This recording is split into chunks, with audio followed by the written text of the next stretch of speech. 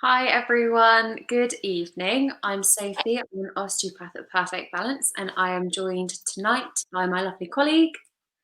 Mode, hi. Hi, nice to see you again. So, today we are going to be talking about something called carpal tunnel. Now, most people have heard of carpal tunnel, normally anecdotally. But carpal tunnel is a pretty common problem for people to have. A lot of people kind of sort of live with carpal tunnel for a few years, and they'll just go, "Oh, my carpal tunnel feels a bit aggravated. Oh, I've activated my carpal tunnel. It just makes you feel a bit crampy, or it makes your fingers a little bit tingly." And a lot of people seem to live with it for a few years before they get anything done about it. So we're just going to talk about what the anatomy of it is, what people can get, how you can treat it, and things that you can do yourself at home. Okay, so to just start off with the anatomy of actually what is going on with your carpal tunnel. So as you know, it's in your wrist. So it's in this area right here.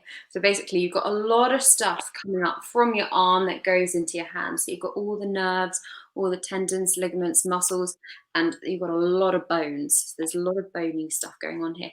There's quite a small passageway for everything to pass through.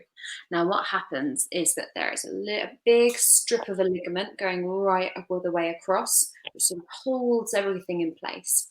And what can happen is that one can get tight, and it kind of just compresses and everything and tightens up, and that can give you that kind of nerve sort of pain. Wouldn't you agree, Maud? Yeah, definitely. So you get that right across. So this band of fascia Mhm. attaches on the two bones on each side, and then under it you get tendon, ligament, and then nerve. So the median nerve, it's called, that passing underneath it. So it gets really tight. When it gets tight, the nerve that passes within it gets irritated because you can't slide too much under it, and so you start getting some symptoms into your hand actually. So your carpal tunnel, you actually feel lots of symptoms into your hand, and it's actually primarily those three first finger here, so your thumb and then those two finger where you're feeling the sensation. It's also at the front of your hand here that you would feel the sensation. Those sensations can be pins and needles. It can also be some numbness some person feels. Some people struggle with holding object, so they start feeling a bit clumsy. They don't have as much strength in their hand. And then if it's really irritated, you feel it into your wrist as well, and can go all the way up into your forearm. So running along the tendons and then in the muscles up into your forearm. So that can be really painful sometimes. If it's aggravated, your whole forearm is gonna feel really tense and painful. Um, but mainly at anatomy-wise, as you said, there's lots of little bone, Yeah. 8 bones just on the hand, the palm of your hand. And so those can get a little bit stiff as well. And so they run as well just behind those this fascia and these all tendon muscles and things like that that pass through your hand. So that can be really close knitted area in there, and quite, it's really common as well, isn't it? And I think it's actually more women that gets it. So we we get the great bargain of having this. Yeah, unfortunately, it does seem that we were just discussing earlier that a lot of women do tend to get a lot of these sorts of problems, and like we would when we go into the courses, we discuss it. A lot of women who are pregnant, they get it a lot. So you get it a lot when you get a lot of fluid buildup. Anything that's just going to compress right on top of there is just going to cause that to get all tight. You have Yeah. people who say, "Well, I can't type as much, or I can't use my mouse." If they're right-handed and they get the symptoms into their mouse, they feel it can sometimes get a little bit crampy too, or they get the feeling like it's on fire. Mm. So the symptoms can really vary, but it does tend to just be sort of in your hand. You can get it into one finger more than another finger, or just into the palm itself. Um, But one differentiation that we do make is that basically there's one part of the median nerve that go underneath that sheath, and then there's another part that goes not underneath. So there's one part of that nerve that doesn't get irritated if you get carpal tunnel, which is the part that goes into your palm. So actually, when you get carpal tunnel, well, it really comes from the wrist. It's small within your fingers, and then if you also get in the palm of your hand, what you need to look at, it's a little bit higher up. So that can come from really tight muscle into your forearm. And you can have both at the same time, basically. So we call it kind of double crush. So it means that the nerve is being irritated at different pathways and different areas along its course, its journey. Can go right up from the neck and then irritated in lots of different places along your arm and along its course all the way into your hand. Yeah, absolutely. And now, should we discuss some of the causes of carpal tunnel? Yeah, Yeah, yeah. like I briefly mentioned, a lot of pregnant women do seem to get it a lot. Again, it's just because of that fluid retention. So you see women, they can sometimes get that fluid building up in their wrists and their joints and in their ankles, and that can cause some of those sensations. But it does tend to go away after pregnancy. It can stay, but it's either or. Some people are more susceptible to getting it than others. Um, they say that people who have particular hobbies that are a lot of wrist and hand action the whole time, or people who use a lot of power tools for their jobs. So somebody who uses chainsaws or uses a power drill. It's a lot of vibrations and a lot of movement just going through here. It just causes everything to tighten up. Yeah, exactly. So it's some of them are it's a lot job related. So if you're using your wrist, your hands constantly on the job, and actually you're seeing manual therapists that are getting it a lot because, Mm. for example, if you do a massage, you're gonna push on that area. Actually, you're gonna push on the person's body or the person's tissue with the palm of your hand, which in time, as you can see, if you push constantly in that area, it's gonna create irritation and close down that space. So actually, manual therapists get it a lot. The chiropractor, physiotherapist, anyone that uses their hand and the palm of the hand a lot. As you said, vibrating tool again. People, it can be in sports as well. So if you're having sports that are using a lot of your wrist action, sometimes you can get this carpal tunnel. And people working at desk as well. So you get those people that lay their hand on the desk constantly as they use their Oh, mouth. yes. Yeah. Exactly. So that's constant pressure on the wrist like this, and constantly using your wrist is gonna create some tension and irritate all of that fascia here in that area of your wrist. So there is actually lots of tools to try and help have the wrist elevated when you work to avoid that pressure on your wrist. So we can talk about that a bit later when we try to help you with that and to give you some advice.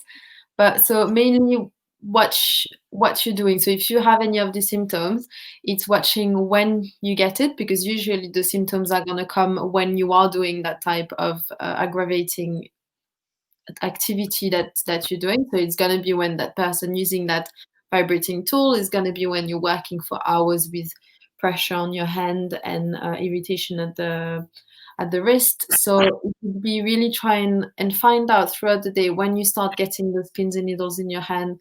When is it worse? When is it best? Do you like doing stretches? Are you moving a lot, or are you constantly in the same position with your wrist? Because like that, as you come to one of us and we're gonna start asking you questions, you can directly be like, it's coming in actually when I'm doing this activity. How can I help it? What can I do to change it? Because if it's your job, you kind of need to continue, don't you? It's hard to stop it, isn't it?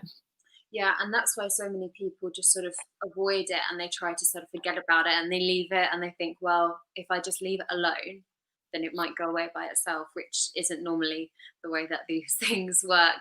But it is Yeah. those classic, small, repeated movements. It's that repetition the whole time and using your body in a way that it technically wasn't made to do. You know, if you are on a mouse all day, every day, you're just doing this, very, very small, specific movements using very small, specific muscles and joints to do that.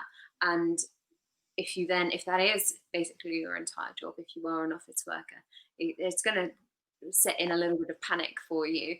I have heard of people who then decide, well, I'm going to switch over the mouse that I use, and then they Mm. think, oh, I'm going to start developing it in the other side now, which Yeah, which can happen, but it does really affect you. You don't realize how much you actually use your hands until you can't use them. yeah, but sometimes it's not always kind of your fault, if that makes sense, because you do tend to get it as well, if you had a fracture, for example, or if you fell on your wrist, if you had things like that, something has dislocated a little bit, or with the fracture, it has moved the tissue around, and as it's healing, it just closed up that space a little bit because it healed in a different way. So then after that, they start getting the symptoms, and that gets really annoying for them. But it doesn't mean that you're gonna have it for the rest of your day. It just means that sometimes you need a little bit of attention to it to try to relieve it and alleviate it, rather than just deal with it, you know? But I think some people don't know that there is stuff that they can do even at home to try and Yeah, help it. I think yeah. that's the main thing, isn't it? Yeah, so there are loads of things that you can do yourself rather than even just coming straight to us. There are things that you can do in your office space and things like that. Obviously, if you're a builder has to use power tools as your job, then it's a little bit more difficult, and it's better if you seek out something like manual treatment to help relieve that. But when you're at home, the things that you can do sort of like a home massage, working through the area. If you know that you've had a really long day, sometimes you can even feel it in your wrists and your hands. I mean, I know that I certainly do after a long day of treating people. I can get quite sore through here, and just doing a little bit of massage through those areas, and then massaging through the hand, even, and massaging down the wrist. You can go along it, up it, across it, whatever feels nice. Mm, You can do certain gripping exercises with a ball. It's just sort of to relieve that tight yeah. tension. And actually, if it has flare up and if you feel like it's really, really sore at the moment, you get this burning sensation, ice is helping as well. So if you put a pack of ice or frozen pack of peas or anything like that that you have in the freezer, always wrapped in a towel, and just put that on the front, it actually can help to just relax a little bit the symptoms. Those are going to be more in the acute stage. So when you're really in the beginning of a flare up, as it gets for a little bit what we call chronic. So when you have this growing problem for a long period of time, you're looking at swapping between your ice and your heat as well, and create that little change in temperature through the wrist, and change into the tissue and everything that's happening as well here. So it's about, that's how the advice that we can give as well. It's about managing it at the period that you are in, because with that it can be the first time it happens right at the beginning. You can have it for a year. You can have flare-ups every month. It's, you get different stages through this condition, Sylvia.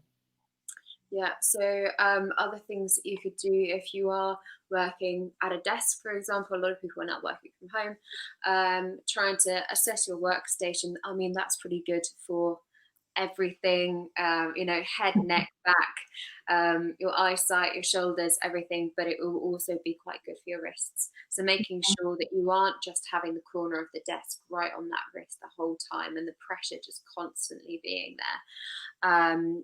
Perhaps using, you can get some of those mouse pads that sometimes have a little bit of a cushion there. You There is can, there's even, I don't know if you've seen, there's even like a mouse now that are kind of upright, so you have your wrist like this, and then you're using, I don't exactly know, game controller. but you Yeah. control it from your wrist like that rather than having it your hand closed on, because what that does as well, this movement, I don't know how to show best, this movement here, it's actually as well causing tension through the upper elbow and forearm, and that's what we talked about. Was that 2 weeks ago?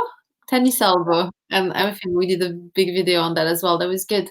Um, so that's all related as well. So it's, if tension through here, it can cause as well tension through there, which then gonna give you pins and needles and numbness. All of that, it's all really, really closely connected. So it's gonna really matter how you're sitting for 7 hours during the day, if it's at a desk or even if it's in your sofa or in your bed, that might be even worse.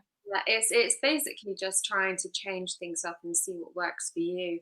Trying a different mouse, trying a different mouse mat, trying a different workstation, or getting a larger desk and having your full arms resting on the desk rather than just sort of at corners like this. Yeah, Uh, and actually mobility exercises as well. So throughout the day, you start moving your wrist a bit more. So you take some breaks from just sitting in one position, breaks, moving your wrist, doing some stretches, really good stretch for that side. Yeah, that exactly. So makes you're perfect here, you can do it just from there with your hand, or you can even straighten your whole arm and straight your palm. I don't know how's best. Here we go. Straight arm and then palm back. That's gonna stretch all the front and then even through your elbow and your forearm. So that's a really good stretch. So as you're working through the day, just get some blood flow through your wrist, get some blood flow and stretches through the muscles. And that's gonna help as well with that stiffness that's settling in as the day goes on, doesn't it? Mm, mm. Yeah, absolutely. There are certain things that we can do to try and help alleviate the symptoms as well. Working specifically through this area, working through your hand, working further up through your arm and into your back and neck, like we are just talking about double crush, just making sure that there's nothing else going on. Um, I've seen a few patients who have previously had surgery on the areas. They basically just actually just cut open that carpal tunnel. That's But fascia, they, yeah. yeah, but they're tending not to do that anymore because it can actually lead to you having it again. So that's the it's the scar tissue buildup. So it's the same as just having your wrist balanced on a certain place the whole time, and you get that kind of tightness and scar tissue. If you cut it open and then sewed it back together, you get even more scar tissue there, which is sort of like a big And circle. close the space even more and then create again that pins and needles and numbness. Yeah. So it's really try to avoid it at the same times. But you can have a great result without the surgery. So you would want to try to go conservatively before. So starting with manual treatment or just your things at home before going on into a bigger path such as surgery. But as you said, I think in treatment, I don't know if you call it like that, but there's this technique that we call it break the biscuit. It's basically through the red one. It's a great one. It feels amazing as well. Even like I love having it. Basically, we kind of open up this area. It's a really nice manipulation technique where we really open up all through that wrist and then stretch that band of fascia. And it feels great. I don't know about the name, but it does feel great. So Yeah, breaking the biscuit, and it is, I promise you, one of my favorite techniques, and I've done it to several of my patients, but as well as family and friends, and they all absolutely love it. And they do. If you ever go and have a manicure, they do actually sometimes do that technique, a bit of massage. and it is lovely, and it can really help relieve that. So you're basically just opening up this and this side, and just sort of spreading that area, and it is. Yeah, we're trying to create more space basically and leaving that nerve completely free for the signal to pass freely and have no interruption, sorry, so you don't start getting those weird sensation. And as you said as well, we go all the way up. So I'd treat shoulder, neck, and even mid back as well as your wrist if you get any carpal tunnel. I think everything's connected and that's even through fascia. So that's a big band of thicker fascia, but then you get thinner fascia that's basically wrapping all of your muscles, wrapping all through your forearm and your arm and your whole body, basically. So if you have tightness up here, it can in time create some tightness down here as well, and vice versa. It just goes up and down and works together. So really nice to release through shoulders and neck as working on that. And that's what I like about osteopathy. It's working not only where you feel the symptoms, but further away and finding exactly what's going on rather than just looking at pain. Yeah, you don't treat the symptoms, you treat the actual problem. It's finding the cause of the problem. It could be that you've developed this carpal tunnel as a result of having a different problem elsewhere in your body, and you want this to come and see us to get permanent results rather than merely pain relief. We don't want to be the sort of people that just stick a plaster over the area, and then you come back in 6 months. You go, well, it really worked well for 6 months, and then you come back in, It came and back again, yeah. yeah, and lots of people seem to think that that's actually a good thing because they're happy because they've got that pain relief. Then they go back in, and then they know they're going to get pain relief again, which is a little bit cheeky sometimes on the practitioner's part. But so it is something that you can sort of solve, if you will. You can actually sort out the problem and then hopefully be pain free for the rest of your life. Yeah, but it's yeah, it's a pain for people because it's something that, it's like we were talking before, hands and things like that are something that we use all the time. So these weird sensation are annoying, and especially I think some people come in and they're like it's a pain during the night as well. At night they just really struggle to sleep and they feel it all through the night. So some people find that having a brace on is helping them, maintaining their wrist in one position rather than your wrist just moving around and Really stuff. fluffy. Yeah. So it's So yeah, you we go. do taping throughout the sessions as well, just to encourage you. So you're training yourself just be a little bit stronger there. There are exercises you can do to sort of strengthen your forearm, very similar to the ones that we did for our tennis elbow video. But it's all about just loosening up and strengthening. So it's the combo of Exactly. the two, which some people don't really understand. But you want certain areas to be strong to be able to support this. But you want this to be nice and loose so it can do all of the fun things that a wrist can do. Because they are very mobile, Very mobile. and it's actually nice as well. There's like little muscles all in between each of the fingers that can get a really nice release as well on those ones. And in particular, through the thumb, you can get some really, really sore points through the thumbs. And I think those ones are also um, meridians, acupuncture, Yeah.